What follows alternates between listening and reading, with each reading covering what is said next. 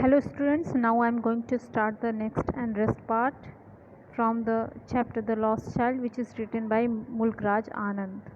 Let's see.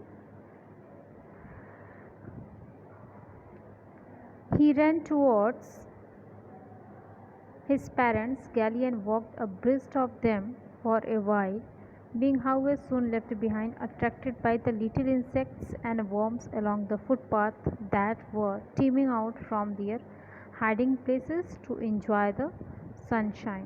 जैसा कि कल हम लोगों ने देखा था कि उनके पेरेंट्स और वो बच्चा तीनों लोग मेले में जाते हैं, लेकिन वो कुछ भी बोलता है तो उनके पेरेंट्स मना कर देते हैं। फिर उनकी माँ ने कैसे भी उसका ध्यान फूलों पे लगाया था।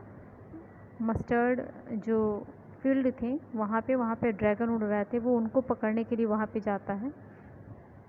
फिर क्या होता है कि जो वर्म्स हैं धूप को थोड़ा सा एंजॉय करने के लिए वो बाहर निकले हुए हैं, जो कि फुटपाथ के किनारे धीरे धीरे एक ग्रुप में जा रहे थे। तो साथ साथ ही अपने माता पिता के चलता है, लेकिन कुछ क्षण बाद फिर वो पीछे छूट जाता है और किससे अट्रैक्ट हो जाता है? वो जो छोटे छोटे इंसेक्ट्स होते हैं, वर्म्स होते हैं, जो कि फुटपाथ के किनारे धीरे धीरे ग्रुप में जा रहे हैं। जब सन निकला हुआ है तो उनकी अपने हाइडिंग प्लेसेस से वो निकले हुए हैं उस सनशाइन को एंजॉय करने के लिए। Come child come, his parents called from the shade of a grove where they had seated themselves on the edge of a well. He ran towards them. तो फिर उनके पेरेंट्स बुलाते, आ जाओ बेटा आ जाओ। His parents call from the shade of groove. Groove क्या है? अ ग्रुप ऑफ ट्री, एक पेड़ों का झुंड है जहाँ उनके पेरेंट्स कुछ समय के लिए एज ऑफ अ वेल किनारे बिल्कुल बैठे हुए हैं। तो ही रैन टुवर्ड्स देम, तो वो बच्चा दौड़ के उनके पास जाता है। A shower of a young flowers fell upon the child as he entered the grove. तो जब उसके दौड़ने की आहट होती, थोड़ी चहलकदमी होती, तो फूल जो हैं उसके ऊपर गिरते हैं। एंड फॉरगेटिंग हिज पेरेंट्स, और फिर वो अपने माता पिता को भूल जाता है। He began to gather the running petals in his hands, और वो किस में बिजी हो जाता है? उन पेटल्स को कलेक्ट करने में।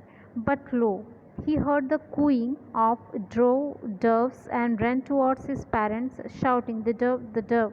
the raining petals dropped from his forgotten hands। लेकिन तुरंत ही वो एक आवाज़ सुनता है, लोमी साउंड सुनता है, कूइंग डव के साउंड सुनता है, और अपने पेरेंट्स के पास दौड़ के जाता है कि उसने डव देखा। वो डव को दिखाने के लिए अपने पेरेंट्स के पास दौड़ के जाता है, और दौड़ते दौड़ते वो जो पेटल्स होते हैं जो उसने अपने हाथ में कलेक्ट किए होता है वो गिर जाते हैं। Come child come, they call to the child. तो फिर वो अपने बच्चे को बुलाते हैं कि आ जाओ, यहाँ आ जाओ। Who had now gone running in a wild capers round the banyan tree and gathering him up they took the narrow winding footpath which led to the fair through the mustard fields. तो वो दौड़ के आता है। Capers means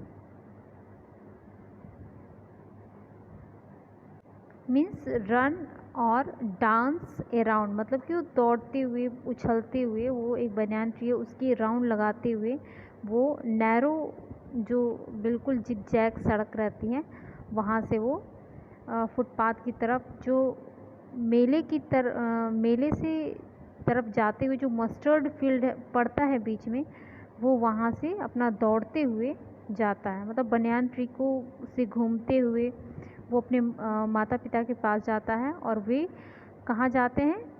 fair की तरफ जाते हैं, मेले की तरफ जाते हैं, जो कि मस्टर्ड फील्ड से होते हुए जाता है। As they near the village, जब वो एक गांव में पहुँचे, the child could see many other footpaths full of throngs converging to the whirlpool of the fair and field at once repelled and fascinated by the confusion of the world he was entering। वो जब गांव के नज़दीक पहुँचे तो child could see many other footpath, तो उसने बहुत फुटपाथ देखे। Full of थ्रोंग्स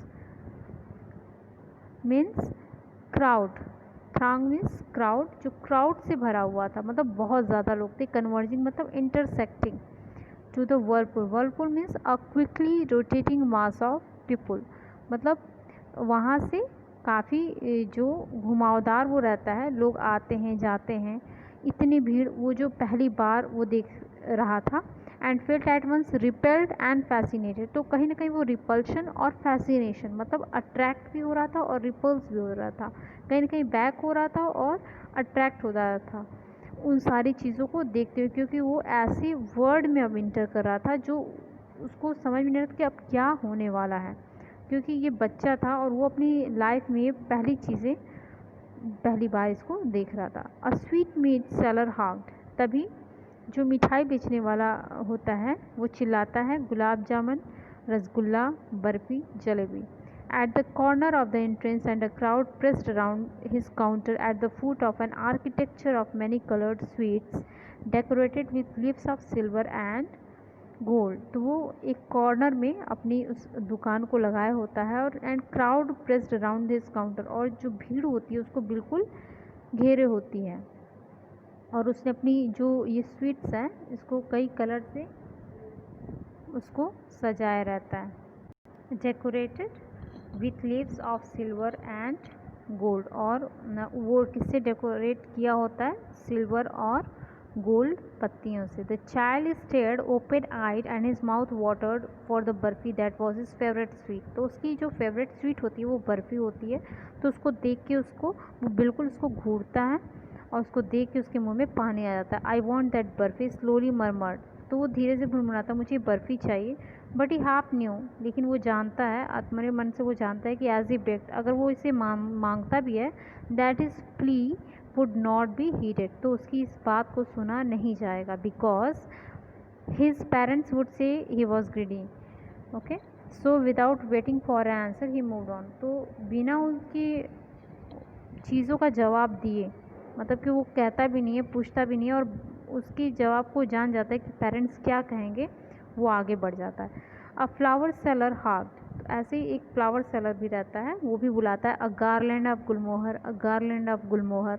the child seemed irresistibly drawn, तो बच्चा जो रहता है वो ना चाहते हुए भी वो उधर चला जाता है। इरिसिस्टिबली मतलब रोक न पाना, खुद को अपने आप को रोक नहीं पाता और वो चला जाता है। He went towards the basket where the flowers lay heaped and half murmured, जहाँ पे कि ये जो बास्केट है वे बिल्कुल फूलों से भरा हुआ होता है, और अधमरे मन से वहाँ भी कहता है, I want that garland. But he well knew his parents would refuse to buy him those flowers because they would say that they were very cheap. तो फिर वो जानता है कि अब यहाँ भी उसके पेरेंट्स उसको मना कर देंगे, क्योंकि ये तो बहुत सस्ती चीज़ है, इससे लेने की क्या ज़रूरत है। So without waiting for an answer he moved on, तो बिना उनके इस चीज़ का भी जवाब दिए वो आगे बढ़ जाता है। So without waiting for a man stood holding a pole with yellow, अभी वो आगे बढ़ा होता है तो एक व्यक्ति होता है जो येलो पोल के साथ खड़ा रहता है, जिसमें red green and purple balloons flying from it, उसमें रेड ग्रीन और पर्पल कलर के बैलून्स जो होते हैं वो लगे होते हैं और उड़ रहे होते हैं। The child was simply carried away by the rainbow glory of the silken colors and he was filled with an overwhelming desire to possess them all। तो वो जो चाइल्ड होता है वो उस सबको ले लेना चाहता है, वो बिल्कुल रेनबो और बहुत ही सिल्कन कलर्स में होते हैं, कुछ चमकीले, बहुत ही खूबसूरत लगते हैं। वो चाहता है कि वो सारी चीज़ें वो रख ले अपने पास। But he well knew his parents would never buy him, लेकिन वो जानता है कि ये तो नहीं हो सकता, the balloons, because they would say he was too old to play with such toys, so he walked on further, क्योंकि वो जानता है कि उनका जवाब ये होगा कि वो अब उतना छोटा नहीं है कि वो बैलून से खेले, इसलिए वो इतना सोचकर आगे बढ़ जाता है। A snake charmer stood playing a flute to a snake which coiled itself in a basket। coiled मतलब twisted in a loop and snake charmer मतलब सपेरा, तो सपेरा होता है वो फ्लूट बजाता है, और जो सांप होती है विच coiled itself in a basket, वो बिल्कुल लूप में लपेट के अपने आप को उस बास्केट में पड़ी रहती है। Its head raised in a graceful bend like the neck of a swan, तो जैसे स्वैन का नेक होता है थोड़ा सा उठाया, वो वैसे ही बहुत ही ग्रेसफुली अपने सिर को उठाया रहता है, while the music is stored into its visible ears like the gentle rippling on an invisible waterfall। और उसको जैसे उसके ईयर्स में वो ऐसे झूमता है जैसे कि उसको ऐसा फील होता है जैसे रिपल्स, मतलब जो पानी की गिरने की जो आवाज़ होती है, रिपिल मतलब फ्लो ऑफ वाटर, तो पानी की जो गिरने की आवाज़ होती है और उसकी जो साउंड होती है, उसकी जो म्यूज़िक होती है, बिल्कुल उसको ऐसा लगता है जैसे वो उसको सुन रहा हो। The child went towards the snake charmer.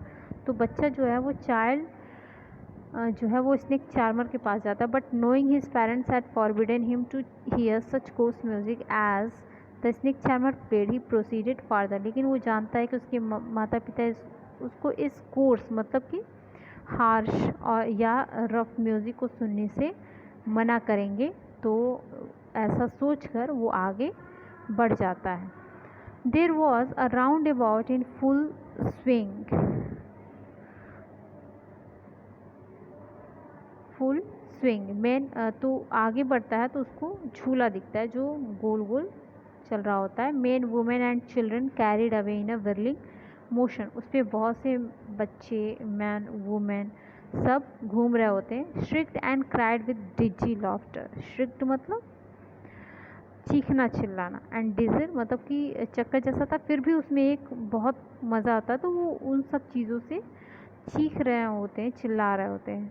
The child watched them intently, तो कहीं फिर उस बच्चे इंटेंटली मतलब ईगर अटेंशन, तो उसका अटेंशन बिल्कुल वहाँ चला जाता है और वो वहाँ खड़ा हो जाता है। And then he made a bold request, और एक रिक्वेस्ट करता है, I want to go on the roundabout please father mother, और रिक्वेस्ट करता है कि मुझे उस पर जाना है, मुझे झूलना है, प्लीज़ मम्मी पापा।